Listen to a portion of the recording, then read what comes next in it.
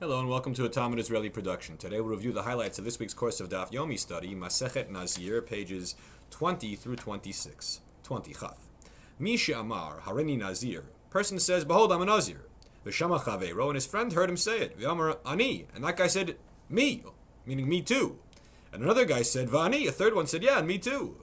Kulam Nazirim, they're all considered Nazirim, because each one is piggybacking on the first fellow's vow. And it all works.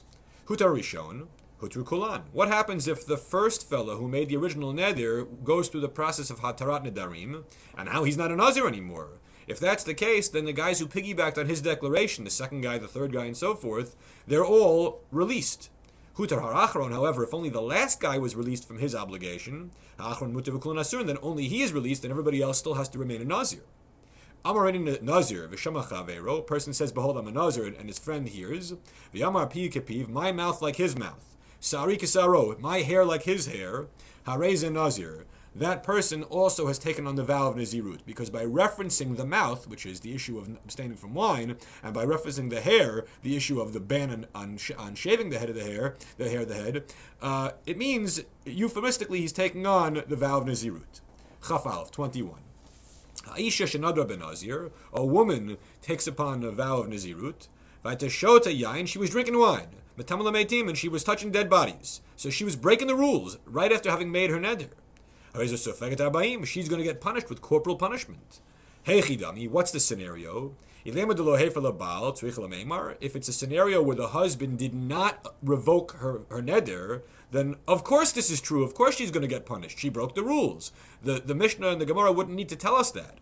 Rather, it must be we're talking about a case where the husband did revoke her vow. If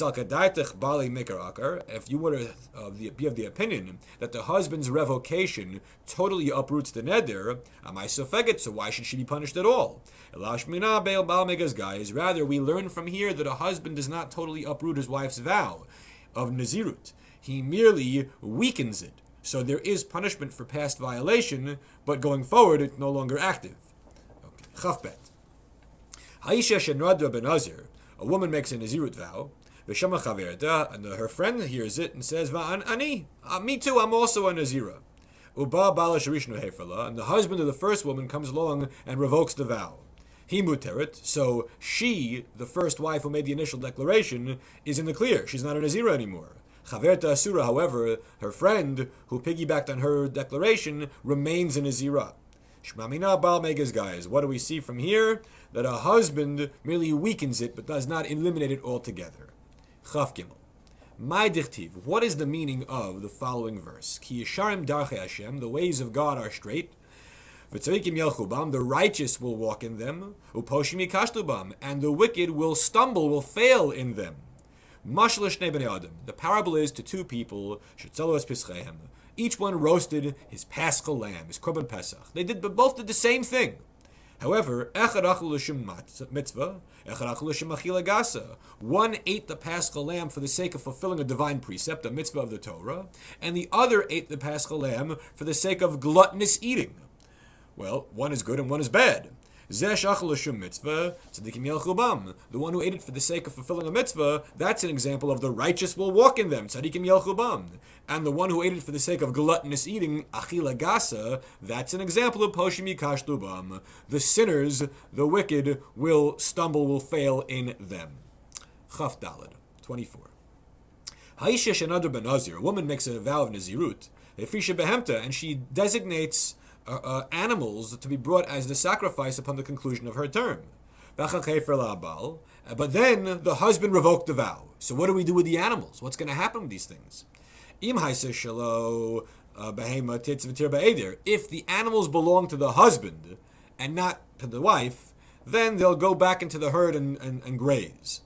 But if they were hers and not his, then chatus tamus, the sin offering has to die, not as a sacrifice, but it dies. V'ola tikrav ola, and the burnt offering will be brought as a burnt offering. Shlamim tikrav shlamim, and the peace offering will be brought as a peace offering. But they're only going to be eaten not for 2 days, like a normal peace offering, rather for only 1 day, as is the case with the Nazir's peace offering. They do not require the loaves of bread. So what happens here is, it's a quasi Nazir's shlamim and a quasi plain old shlamim. Because it's neither here nor there completely, we play it down the middle in terms of its rules. Chafei 25. Kol she'ilu b'chatat meta.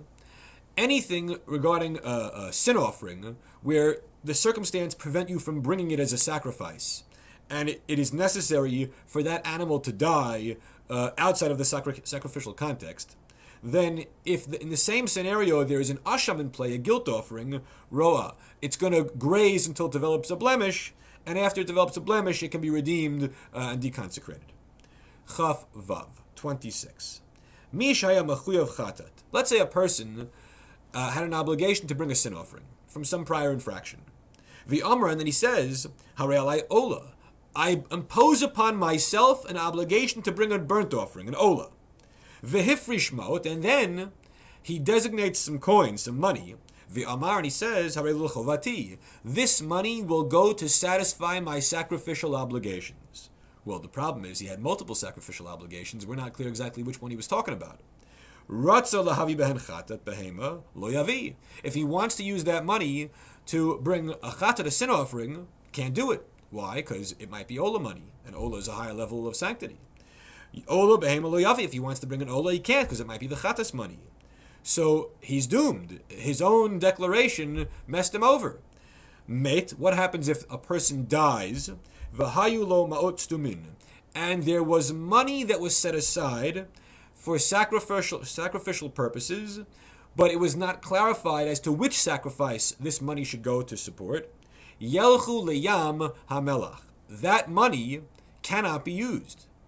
Not in a mundane context, not even in a sacrificial context. The only solution is dump the coins in the Dead Sea, Yam HaMelach, the Salt Sea. Basically, you have to destroy the asset. And one of the easiest ways to destroy an asset was to throw coins in the Dead Sea. Everyone have a great week.